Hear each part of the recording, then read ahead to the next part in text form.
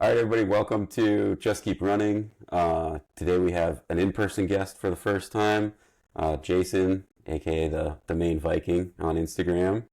And he was kind enough to come up here at 5 in the morning to do this interview with us. And we're actually working in Orono, Maine, so we're in a hotel right now. So anyway, thank you Yeah, you're for welcome. coming. I really appreciate it.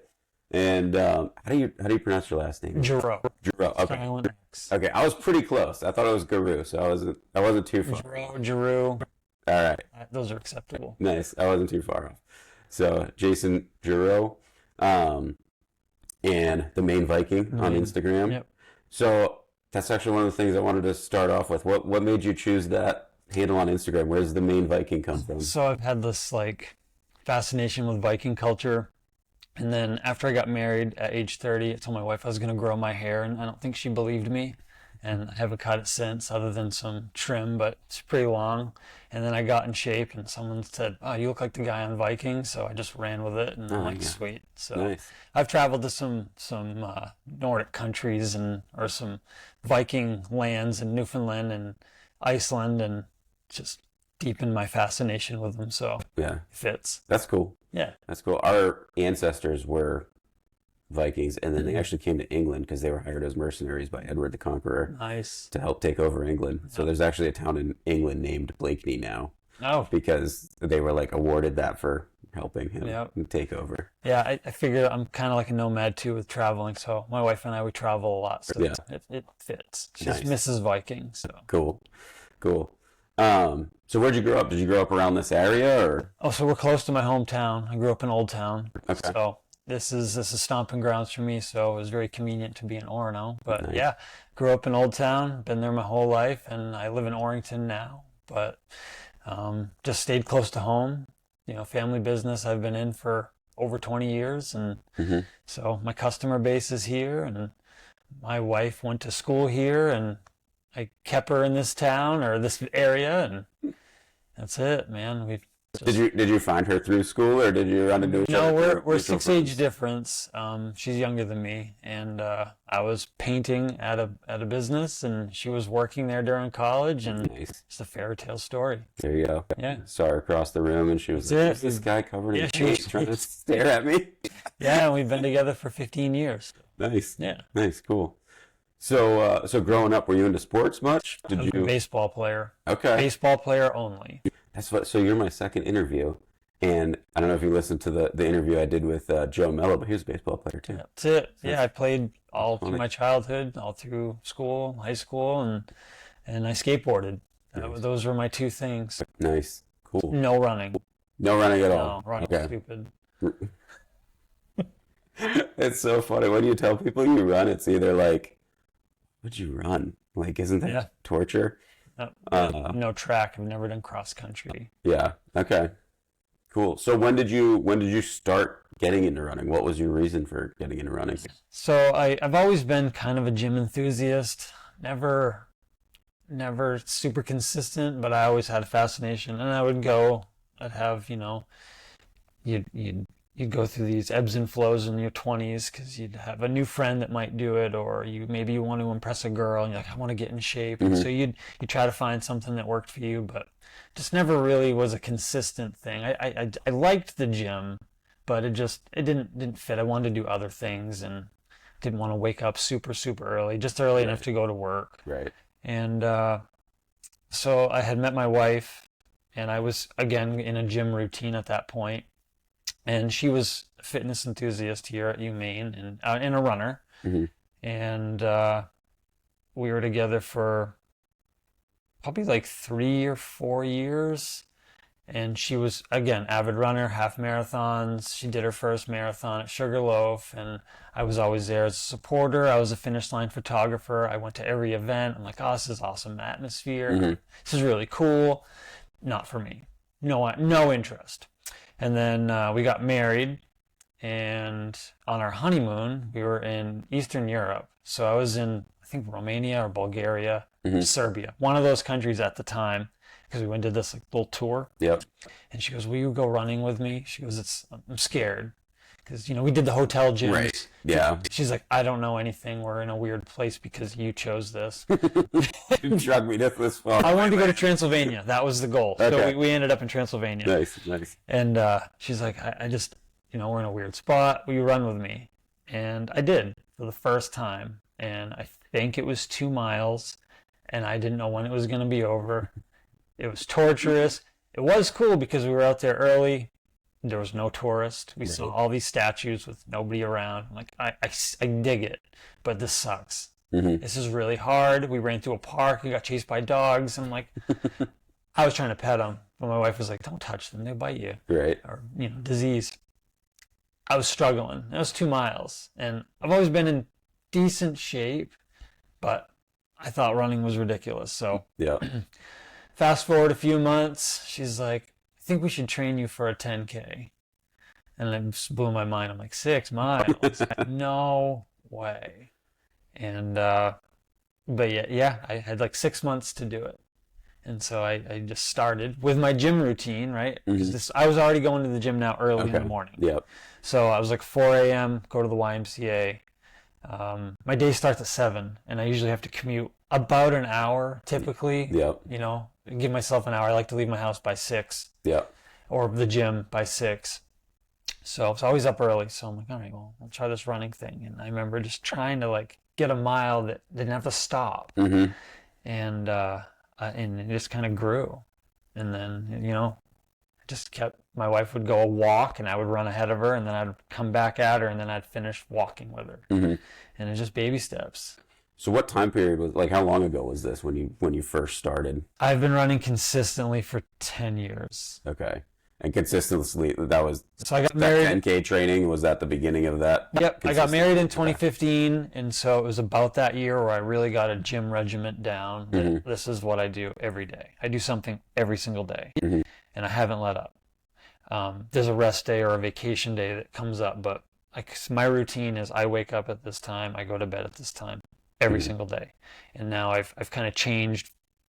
I'm more running focused. Strength training is still super important. So yeah, 10 years of consistency of running in my life. Nice. And yeah, that 10K was what broke the door open. That was the one that finally. So at what point in that training? So obviously, was it your honeymoon? Honeymoon was where I ran my first miles. So those 2 miles sucked. And then your wife tells you to train for a 10K. Somewhere in that period, I'm assuming you started enjoying it a little bit. Yep. So like, what was the thing that kind of flipped that switch from like, this is torture and I hate it, to I think I want to do this every day? I think I just have some weird like fascination with struggle. I love struggle, and I like things that are hard. I like a job site that's maybe chaotic and I can kind of tame it. I'm really good working under pressure. So it kind of like coincided with each other. And I was like, I don't remember when it like the flip switch and I'm like, this is easy. Right. But I do just like, I get back and you feel so satisfied. Even if I might have gone bad out on the road, when you get home, you're like, I did that. It doesn't matter how far it was, right? Yeah. Like you overcame, you completed the goal, and you're back. So like that 10K discipline, and we did 2 like in a row, not within a couple of months or something. So we did 1 in the spring, and then the one I was training for was actually in Ireland. Okay. So we travel, and we like to incorporate some type of activity or a hiking adventure or something. It doesn't have to be a race. So the 10K in Ireland was the ultimate goal. We did a warm-up 10K, I think, in Augusta. I gotcha. And I just liked that my wife and I, we did it side by side, holding hands, crossing the finish line, and it just felt like, wow, we can do this together. And I might have got a little bit, like my ego might have taken off in that first couple of years, because it was all about, I'm going to be fast. I'm going to be fast. And I kind of like stole the spotlight from my wife, and I felt real bad looking back, because she was always the runner. And then all of a sudden I just kind of emerged, and I was like I wasn't intentionally trying to steal the attention. It just organically happened. And I had to overcome that, like humble down a little bit, and everything was great. But there was like a time where I'm like, I want to do everything. Yeah. I didn't really consider her feelings. So it was kind of like a slip up, but it's good for marriage, right? Helps you get stronger over. Right. I did the same thing. Not with running, actually cycling. My wife got into cycling, and I just wanted to do something together. Like, Yes. that was my thing. Like, I don't care what it is. I just want to do things together. So then I bought a bike, and I'm like, I go deep on something for like 3 to 6 months when I get into it. I'm like researching stuff and everything. So then I got like really into it for a little while, and then she was like, "You kind of stole my thing. Like, this is like my thing, and now you're like telling me what to do and like Yeah. telling me like, oh, you should really be doing this, and you need to get this, and we need to buy this for your bike and all this stuff." And I was like, "I'm gonna steal it from you. I was just trying to get into it to do it with you." Yeah. So yeah, that was a humbling experience. Yeah. Kinda, that was pretty early in our marriage as well. So that's kind of It was just maybe it's just a guy thing. it could be just a guy thing, and it's really I just was like, wow, I didn't know I could do this, and now all of a sudden I've really excelled, and I guess for like a regular 30-year-old no experience runner, I was finishing in my age groups consistently, and my wife finishes her age groups too, but like, our times might have been 5 to 10 minutes apart. But I'm like, I'm a guy. I'm supposed to be faster. Right. And it's just kind of like maybe the wrong things to say, but I don't know. It's all good. But yeah, I got the bite, and I was like, hey, I want to do a half marathon from there. Yeah. And so she's like, all right, I'll train with you. And we did the main half. Oh, nice. And we did it together, and it was like the goal is to get under 2 hours. That's kind of like everybody's like, I want to get it under a 2-hour half. And I didn't know any of this stuff. I'm like, I'll just go with you. You pace me. I had a watch that didn't connect to a phone. It was a Garmin, like a simple Garmin. I might not even had it at that point. But I just was like, yeah, I'll do what you do. And I remember going for that 9-miler was like the peak. And I'm like, and this just kind of blew my mind. I'm like, wow, I did it. Yeah. I did 9 miles, and it just keeps progressing. Yeah. So you skip the 5K. Yeah, skip 5K. 10K. I've done 5Ks, amongst all that, but it was never the main priority. I actually skipped the 5K too. I did a 10K first, and then I did a half marathon this spring. And I actually want to do the main marathon in October. So that's kind of my progression that I'm trying to stick to. As long as I don't get hurt or anything. But so did you go from there? Did you go full marathon or? No, we did a bunch of halves for a while. That became our thing. We would make weekend getaways. We went all over New Hampshire, Massachusetts, Connecticut. We'd go do halves. And I remember how much setup we really enjoyed it. And sometimes we'd do them together or not. It was like, I'm going to race this one. Yeah. She's going to race this one. We're going to do this one together. And, we have to go into it focused, because your competition side might take over and you're like, I want to pass this person. Right. We're doing it together. And, but no, we made weekend getaways. It was awesome. So Nice. I just remember all this big setup to go away for a 2-hour run. Right. And, it was like a whole weekend involved, and we have to board our dogs. We don't have kids, so we just board our dogs, take the weekend off, get hotels, take a road trip. So we did that for a while. I would say at least 2 years. And then that's what led up to, hey, let's do a marathon. Okay. And then it was like, well, I don't want to do just any marathon. Why don't we go to Iceland and do a marathon? So my first marathon was 2018 in Reykjavik. Is that the one that they run at night? No. Oh, okay. No, it's I think it's in August. It's an August marathon. Okay. It's weather's like ideal. It's like 50 and sunny. There's one, I can't remember what I thought it was. It might be somewhere else. They might have a different But there's one that's like the marathon of the midnight sun. And it's like in the middle of the summer when the sun never goes down. And it's like, that would be right about now. Yeah. So I was thinking maybe it was that one. I want to do that one someday. But that would be cool. That one sounds cool. Running at night's my favorite. Yeah. Running in the dark. Yeah. But I have a preference. I really think about whether it's I get up dark. early. I'm just like, whatever. Go for a run. Yep. Whenever I can.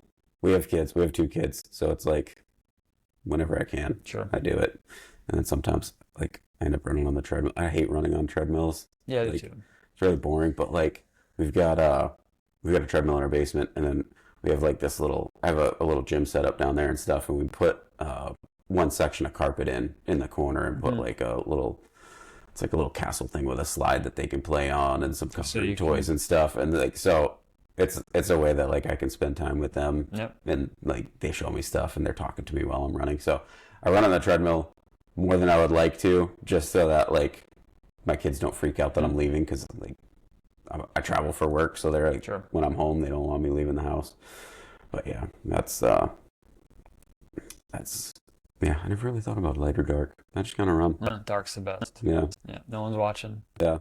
So what made the jump where you were like, actually I should ask this first. When did you first hear about ultras and start thinking about possibly doing that? It was about another 2 years, because I ran that marathon and I said, I'm never going to run that far again. Because it wasn't that it was hard during the moment. There was some, times during the struggle. But I think I ran a really solid good time. I ran like a 3:32. Nice. So I had I hit rate. I kind of wanted to be around a 3:30, because I was running around an 8-minute pace at that point, like consistently. Halves I was doing pretty fast. Halves I could run like a 7-minute pace. Nice.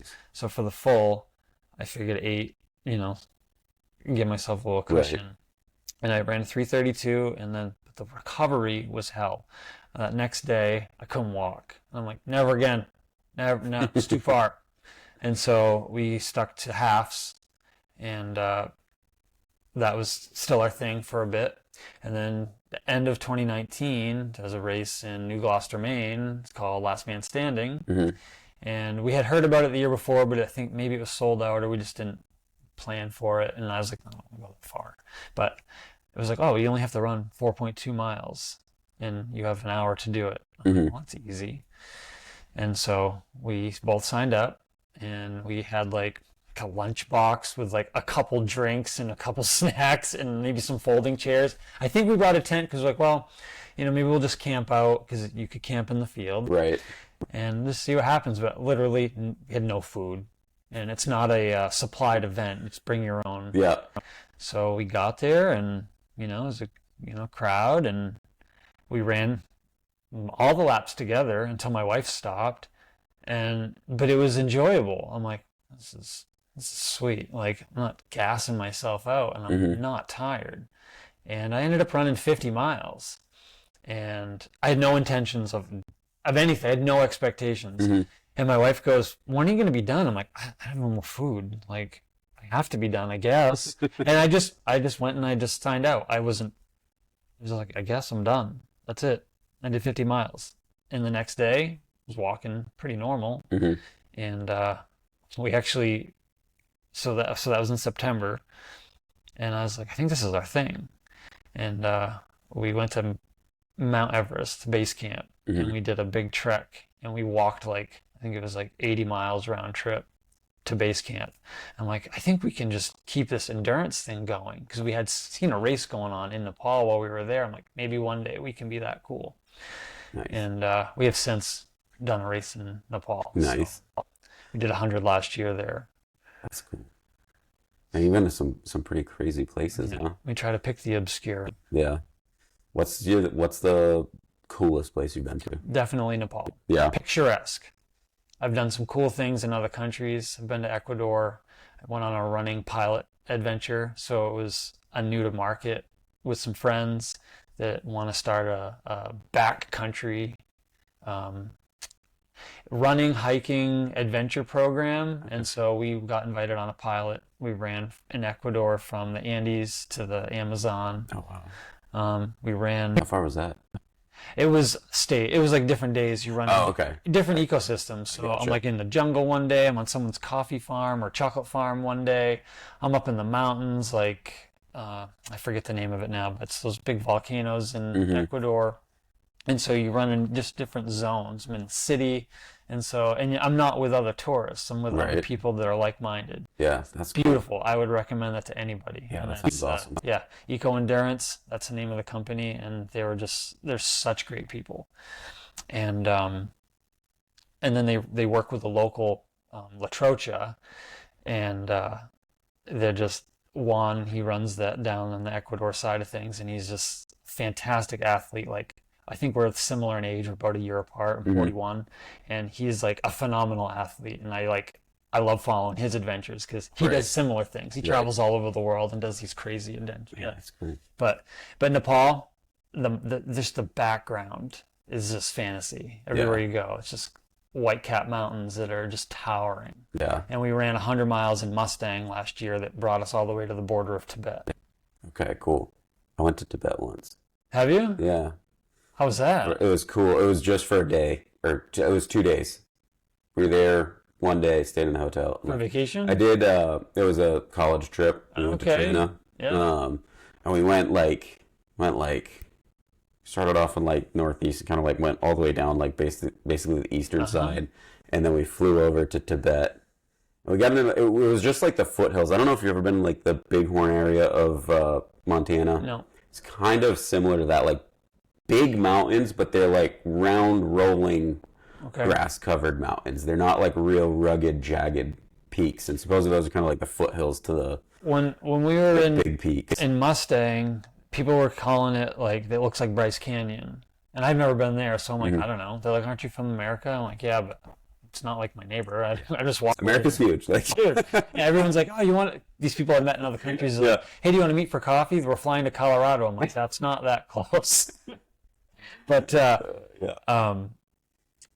we summited Kilimanjaro. Oh wow, that was a big adventure. Nice. That was pretty fun. Yeah, I was going to do that. It's super fun. So many cool things. It's super fun. Yeah, the guides and a lot of crazy animals that kill you too. They both scare me. We saw some. We did a safari while we were there, but the first adventure was Kilimanjaro, and then we stayed another week. I'm like, well, we're here. We might as well stay longer and do other things. So yeah, we saw hippos, lots of them. Nice. All right, so you're kind of like just exploring longer runs. So that was 2019. 2019, okay. We did that 50 miler, and to be honest with you, like I've done so many that are all kind of mushed in my head, so I would get it wrong if I. Right. I've done 1,900 milers or more, and then the Monster 300, but hundreds seem to be like where I settled the best. Like if you don't count last man standings, I've never DNF'd except for one, and that was at Riverlands. Okay. I've done it twice. I've accomplished it twice. I DNF'd it once. And I just feel like hundreds was my thing, and I knew what was off that day. I wasn't eating, so my nutrition was off, and I got medically tapped, which I refused to tap myself. The medics were like, "You can't go on," and my wife's like, "You better listen to him." I'm like, "Yes." Right. But hundreds were my thing. Like I've done 50Ks, 50 milers, but I really enjoy 100 milers. So what is it about that distance that really kind of like clicks with you? It's enough time to feel all the emotions, because I want to quit at some point every time. Usually in the 40s, I question why I'm there. What am I doing again? It's awful. But you settle in, it goes away. Right. And I know it's going to go away now that I've done it so many times. Right. And it's enough time where I get to have that overnight run. I really enjoy the overnight because you're fighting fatigue. You just like, it feels so cool when you can run until the sun comes up. Yeah. And typically I start my runs at 4 a.m. all year long. I don't train in particular for any event. I just do my thing, and I'm just conditioned to go do it. I might, do a long run randomly, like in the 20s, right? I'll do a couple back-to-back 20s, see how my recovery is. I know I'm ready for 100. Okay. So I just really enjoy figuring out what goes wrong. If you're sore, go slower. Try your sticks. Problem solve. It's all about problem solving. So how was it like the first time you went for 100 logistically? Because like I'm pretty far away from doing 100 at this point, but I want to at some point. And that's kind of one of the things that I'm like, how do you like actually lay it all out and make sure you're not going to like run out of something you need? So with my success at Last Man, my success at 50 miles, I'm like, this is where I want to do it. So I went back the next year. I don't know if I trained extra. Maybe I did. My mileage is really consistent. But I was like, I'm going to run 100. And I didn't. So I got there with like just full of it, right? Like, but there's a part of you that it's like you're defeated. And so you're like, how do I take myself out without quitting? I'm going to run as fast as I can to get tired. And that's what I did. I got to the point where I'm like, I don't really want to be here anymore. You kind of get this anxiety, like, I just want it to be over. Like, I'm missing something. I need to go home. Like, your brain is just doing all these things. And I remember I got to like the 100K mark. And that's like a milestone right there. You recognize you got like a 100-mile merit, 100K, like a little badge. Yeah. And I was like, that's good. It's good enough. It's not the goal, but I'm like, it's good enough. I don't care. I'm not here to win. I just wanted to run 100 miles. And it's not going to happen because I'm still 40 miles away. And so, I take my little ticket and I tap out and I'm like, and just some time goes by, I should have just went again. I wasn't, I'm not ready for it to be done. Another lap. So I'm like, next year. And I didn't look at any other races. We did, and now my wife and I are both on to the 50Ks. We ran White Lakes, like 6 hour in Viking costumes. We make it fun. We're like, let's do a 50K. Let's try to do it in 6 hours, which we did. And still running all these other events together. Kind of slowed down on the halves because we were like, well, if we're going to pay the same kind of money for a half, let's make it an all-day event. Right. So we'll go do these 12 hours, or I'd do a 50, she'd do a 50 mile, she'd do a 50K, just so we could make it a longer session. And then it came to year 3 at Last Man, and I ran 100. And that was the goal. I went through all the emotions, and then I was like, no, that's not why you're here. You got to keep pushing. Some of my friends showed up. My friend Terry and my friend Brad were there. My wife were there. And they're like, no, you got to keep going, because you kind of have that, like, I can't do it. But you can. And so that, I can see what I'm eating, what I'm drinking. It's a 4-mile loop. Like, I know I'm going to get my food. Right, so you're coming back to this station every time. I ran that 100 miles, and I came in, and I crashed out on the ground, and they're like, no, this isn't a 100-mile race. You got to go. You got 7 minutes. You got to go. And I'm like, no, I'm here for 100. They're like, no, you're not. This is not that. You're like, you did it. You got to go. Let the course take you out. And then I don't know if you know who Gordon Collins is, but Gordon's like a pretty known runner in the state, and he's pretty accomplished. And I remember he was there, and I never met him. He's like, come on, got to get you up. Can't lay down. And, so I get this like support team of strangers. I never met some of these people that are there, and my friends were there, but these strangers are like, come on, no. That's the support in the ultra community is the absolute best. Yeah. Got me to the start line. I went out. And I called my mom and cried. And I'm like, Mom, I ran 100 miles. I timed out and I walked back. But I started that next lap. And so I called my wife. I'm like, come get me. I'm walking back. So, that's why I was there. Yeah. And then ever since, man, I love that 100. And then I did, a 100-mile race, the Riverlands, which was a true 100, not a Last Man or an hour format. Right. And I did it well. And I think I finished in like a top 5, and I ended up seeing that I could race hundreds. And then I've done the Mid-State in New Hampshire, Massachusetts a couple of times. Okay. And that was my first kind of point-to-point 100, which I enjoy the most because it's not loops. You have a destination. Right. And so to plan your food is tricky. But I just kind of do a calorie breakdown, and I'm like, that should be enough, and you figure it out. So do you, like obviously, where, like how far apart the aid stations and stuff are. Do you usually like give the race organizers like, this is for aid station 1, this is for aid station 2, and they take stuff to the aid stations? No, some races, so the loop format stuff, you have your gear that's at a home base. So you're like, okay, I'm gonna get to my stuff however many times. Or they have a drop bag, and you're like, okay, you'll have, like Mid-State has a drop bag. I put whatever I want in it, and it follows you. And it will say it will be at aid station 5, aid station 11, and then aid station 14. And then the race is like, so if you want to have shoes that follow you, because I do a lot of these without any support, because I feel like I'm doing this to myself. I'm not going to make you come with me and suffer also and be bored. Right. I know it's boring.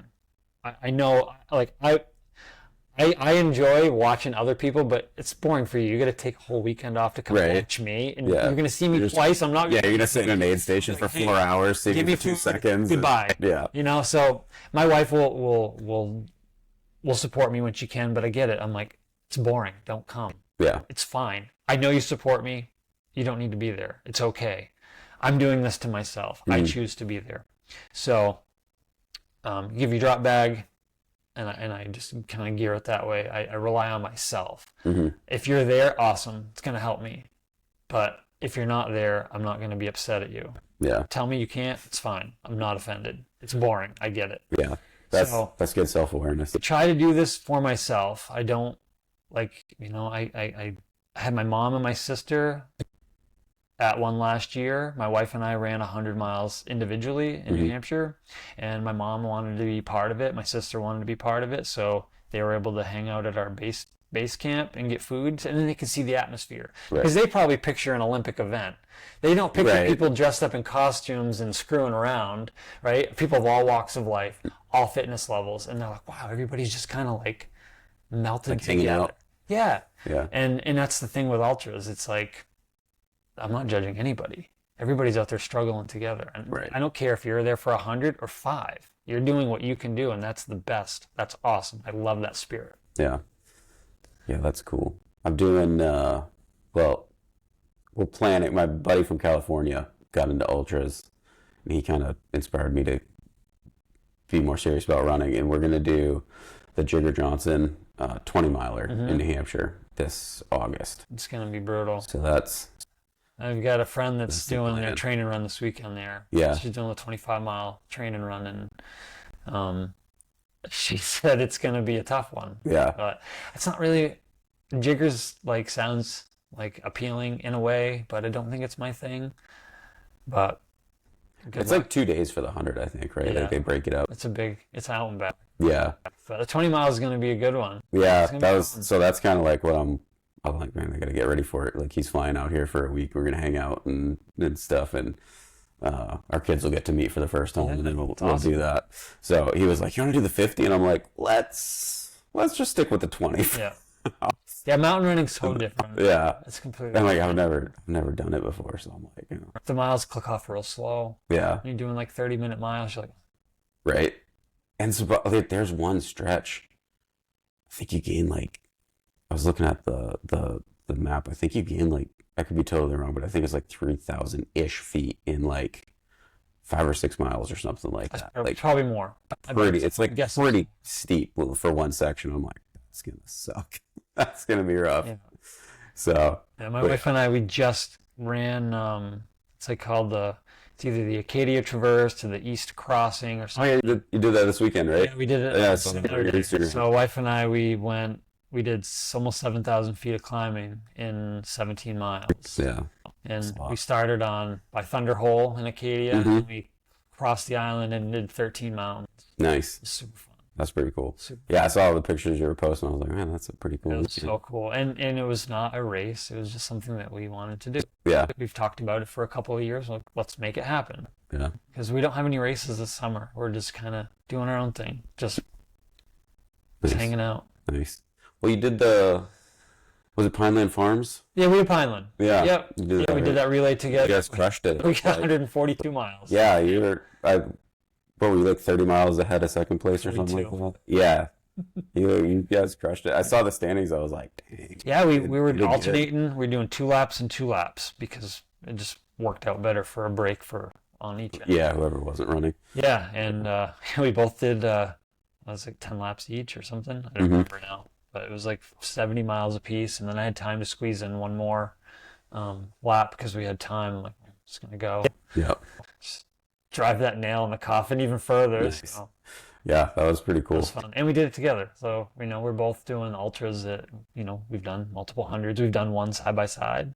Or I guess I paced her the whole time because I wanted to see my wife struggle. I wanted to see her overcome, and she did. It was like one of the proudest moments. Nice. It was awesome. So you mentioned she's done a bunch too, right? She's done 200s. Okay. She's done lots of ultras, 2 100s. Yeah. And we've got one in the fall.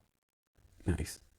So tell me about thinking about and planning for the Arizona Monster 300. Like what made you want to do it? So we were in Nepal last year, and I had Wi-Fi in this mountain lodge, and I saw it happening. I'm like, oh, this is cool. What is it? And then it kind of got my interest. And so that was going on the same time we were in Nepal. And I was just like, told my wife, I'm like, maybe next year I'll do this. I have only ever done hundreds. I've done 115, 117 a couple of times in last man format. Mm-hmm. And I was like, 300. I'll skip the 200s. It's never been on my radar. I know what they are, of course. But I was like, so I signed up for Moab in November, but that was a lottery. Yep.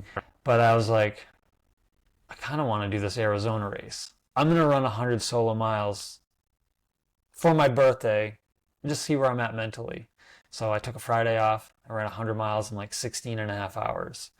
And I was like, I'm ready for the next step. So I asked my wife, I'm like, hey, for Christmas and like the rest of the holidays, sign me up for this. And she did. I was like, oh no. Oh no. So that's kind of why I wanted to do it, because I can run 100 miles just from my house. Yeah. And I use my house as an aid station, and I just ran 10-mile laps. Mm-hmm. And I was like, mentally, physically, it's been on time is right now. Yeah. So trained all winter, did my normal, but I kind of added like, I carried my pack a lot, just so I could kind of feel weight, because I knew I was going to be running real slow in the desert. Yeah. And but yeah, mileage was like 35 to 50 mile weeks. I never really went over 200 unless it was like a race week. But that's like my mileage currently. I run about 35 miles a week. 7 is my base, like my minimal. Like when I leave my house, I have a 7-mile loop. Okay. And that's kind of like my minimum. And 10 is my normal. And then weekends I'll do like, 15s, 20s. Yeah. Nice. Yeah, so I found you on Instagram shortly before you posted a reel that you were fully sponsored for the Arizona Monster 300, and then you were like, by my wife. And I was like, oh, nice. But I was like, that's a good wife. That's pretty cool. Yeah, she paid for it. And I flew myself there, and I went by myself. Again, I was like, there's no reason she needs to come to the desert. Right. Sit in a rental car and only see me probably 5 times. There was only a couple of accesses for crew. I'm like, you're not going to run with me. I'm going to show up and want to sleep.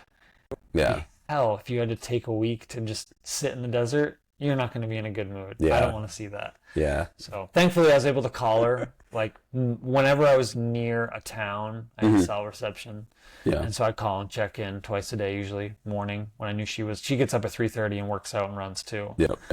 And then we go to bed at 7:30 every night. So call her when she gets up, call her at bed, just kind of give her my progress. Yeah. But that was definitely the hardest thing I've ever done. Yeah.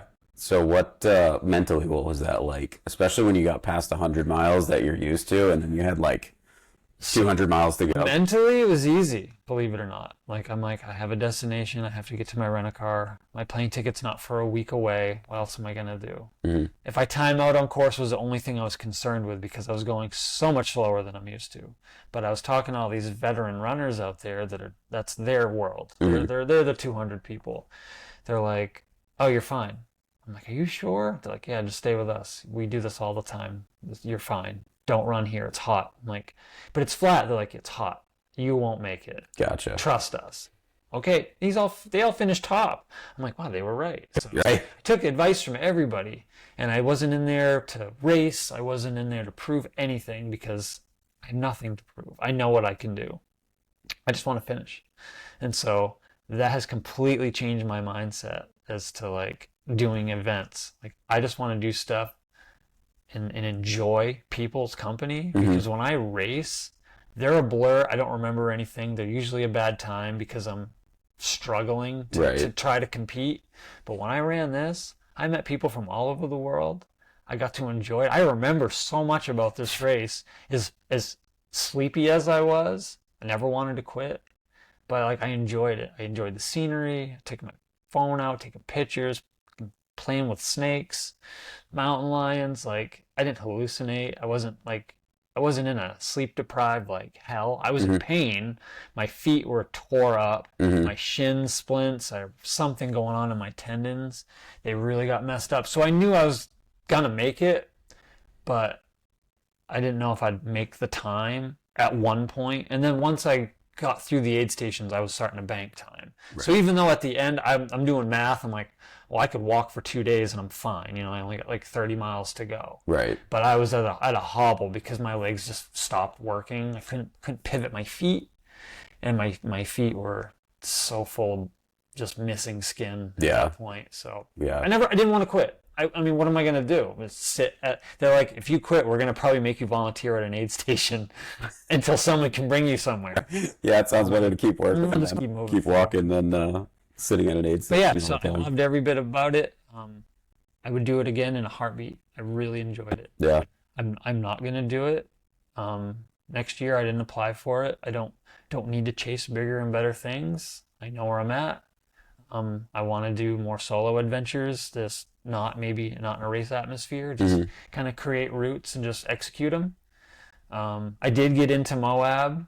I got in the lottery. I got on the wait list and I got accepted, but I declined it, not out of fear, just don't need to do it. I want to, but 2 in a year, I mean, it's like 3 weeks off of work. Yeah. So, and as being a subcontractor, no one's paying me. Right. So it's like turning clients down. I got to take 3 weeks off again for my wife. And she's like, what about our vacation time? And she didn't say don't do it. She's like, you should do it. But I'm like, the heart's not in it. Yeah. I did what I wanted. I've had my race this year, and I want to just stew on the great feelings I still have. Yeah. So I don't want to try to like put another one in there of that magnitude. Right. Right. So what was it like? Because obviously, like, you're running in the snow like a couple weeks before going to Arizona. Yeah. What was the heat like? What was it like trying to go from Maine to the desert? Going from blizzard to the 100 degrees. Yeah. I mean, they're both struggle. I'm like, it's gonna suck either way. So I'm like, I'm going slow at both, right? Mm-hmm. I'm freezing to death. It sucks, but I get through it. So I'm hot. I'll just drink more water. I go in my hot tub, that's my heat training. Yeah. But I didn't work out in a sauna. I didn't do anything particular. I didn't wear any special hot masks or body suits. I just did me. Okay. And I just slowed it down. It was fine. I don't enjoy the heat, not running in it. Right. But that's fine. I'm not a heavy sweater. Like, I don't sweat a lot, so I have that advantage. And so I retain fluids well. I think I would have died. I'm not built for heat. 42 people dropped in that first like 22 miles. Yeah, there were some big names that dropped. Quick. And I ran with them. I ran with the big names, and they were just struggling out there. And when I pulled up and I pulled up to that first aid station, I ran out of water too, just like everybody else. About 3 miles out, and I saw Eli and Andy, the big names that were sitting at the aid Eli station. was like puking his guts out. I'm like, and that's kind of when I got nervous. I'm like, these guys live in the sun, right? I'm like, I just came from a snowstorm, right? And I was like, am I gonna make it? That was my only like question of doubt, because I'm like, these guys, they run like 100-mile weeks, more than that sometimes. Yeah. And they're struggling, and I feel fine. I'm like, yeah, I'll have a lemonade. I'll eat this food. And then I sat there, and I was like, I'm looking at them, and they're all like, most of them, not just those two, but everybody else was just like passed out. I was like, what am I doing? And then I just started again, and I ran with Eli for a little bit, and he's like, I feel like shit. I'm like, yes, you look like shit.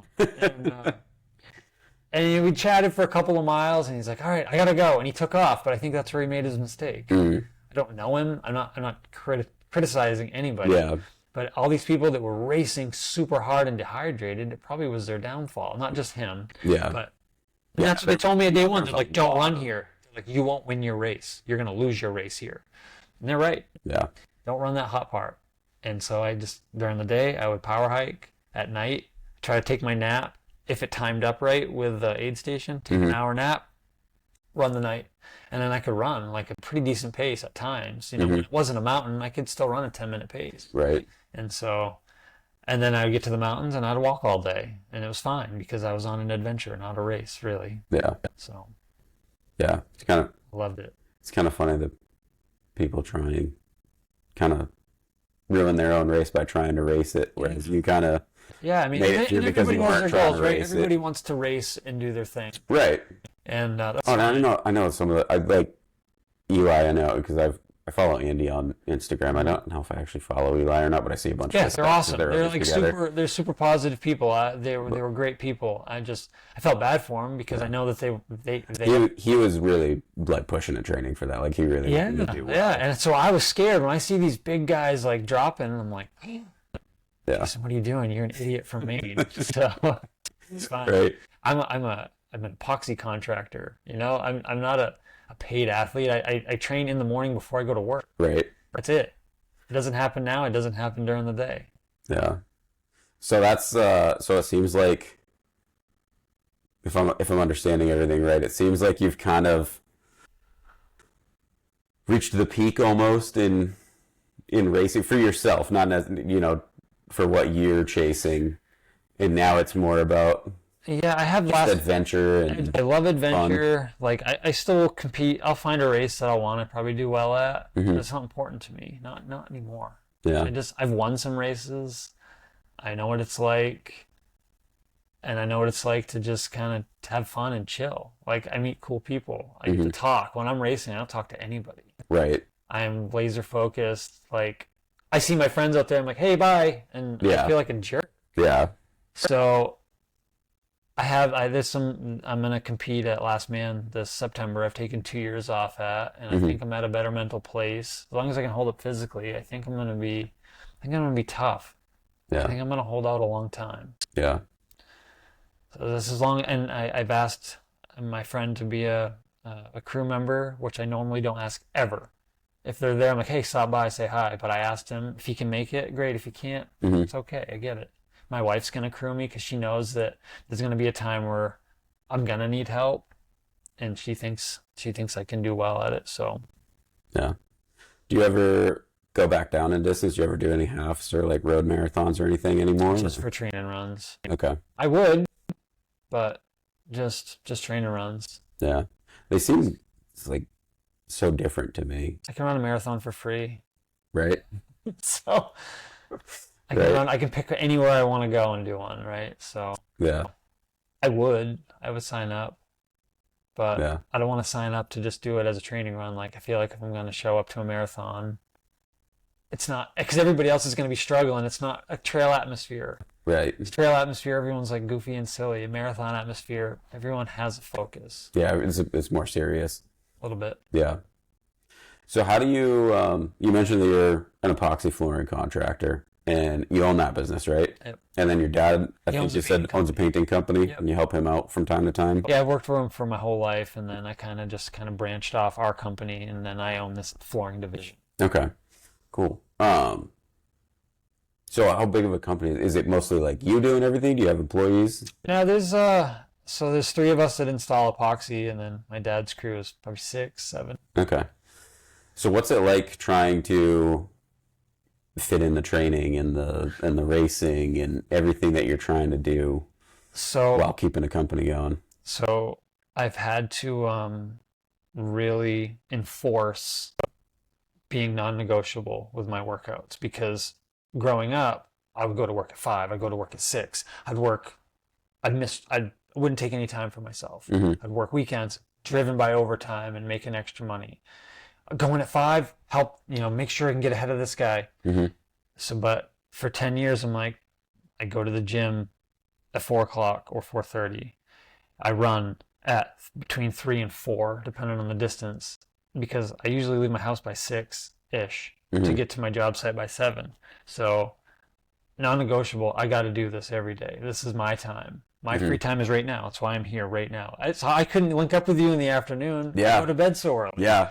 So morning is my time. I just I go to the gym 3 days a week, and I work out, run 4 days a week. Okay. And we have a home gym at home, which my wife uses it. My wife does the same thing. She runs 4 days a week, lifts 3 days a week, Hmm. and so we have the same routine, same bedtime routine, and it's non-negotiable. We go on vacation, we choose a hotel with a gym. If we can't, it's fine. We can still go run. We do something. Hmm. Stay active in some form. Yeah. So 4 days. Do you ever change up that 4 days of running and 3 days of lifting? Like if you've got like a long race coming up or anything like that, do you try to build more miles? And I know you mentioned you typically stick with like 35 miles a week. But I don't have peak weeks. Like I don't follow any. I've never had a coach. It's all intuition. Like I'm like 2 weeks out, I might run a 15 and a 20, or a 20 and a 20, or a 25 and a 10, like back to back. I just want to see how I feel the next day. And if my feet feel fine, they shake out, I'm fine. But that's it. I run Tuesdays, Wednesdays, Saturday, Sunday. The rest are gym days. Nice. And it works. I don't want to change anything. It works. Yeah. Well, obviously it's working pretty well. So that's just my thing. And I can't tell you to do that because it might not work for you. It's actually kind of what I'm doing right now, actually. I was running like 7 days a week, and I started to feel a little bit too much on my legs. So I started lifting 3 days a week and running 4 days a week. And gotta lift. Gotta have the strength. I think that's kind of the issue. My Achilles tendons were bothering me, and I hyperextended my left knee in college playing a stupid pickup game of two-hand touch football. Yep. I hyperextended my knee playing with my friends, and that it's been okay getting back into running and trying to build mileage up, but like when I was running 7 days a week, I got up to 30 miles one week, and my knee, like on Sunday, my knee was really sore, and I was like, I think I need to strengthen everything around it and put some more strength days in and try to build up the foundation a little bit. It's so important. And then if I'm not running, if I'm recovering from a race, I still go to the gym. It's fine. Yeah, and then I threw in 2 upper body days, so it's like, all right, we got 2 days a week where my legs just get a break, and I think I definitely needed that. Yeah, my leg days at the gym are super minor. Like I do body weight squats on a hack squat machine. I might put a plate on it like as my max, but I don't need to lift anything more than I weigh. Right. So everything I do, it's never more than my body weight. I don't squat. I use just that hack machine, and then I use a leg extension and stretch TRX bands, and then I do dumbbells and upper body and core. Yeah.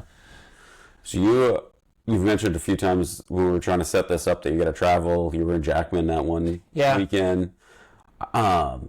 How does driving affect your training? I run earlier. So. Because like for me, we travel a lot. We travel all over New England, and like not last week, the week before, I had to drive down to Connecticut and back the same day. So it was like 8 hours driving. That's a lot.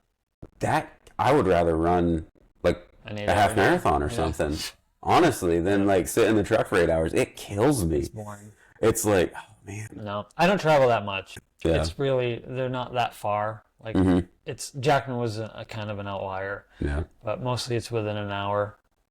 Nice.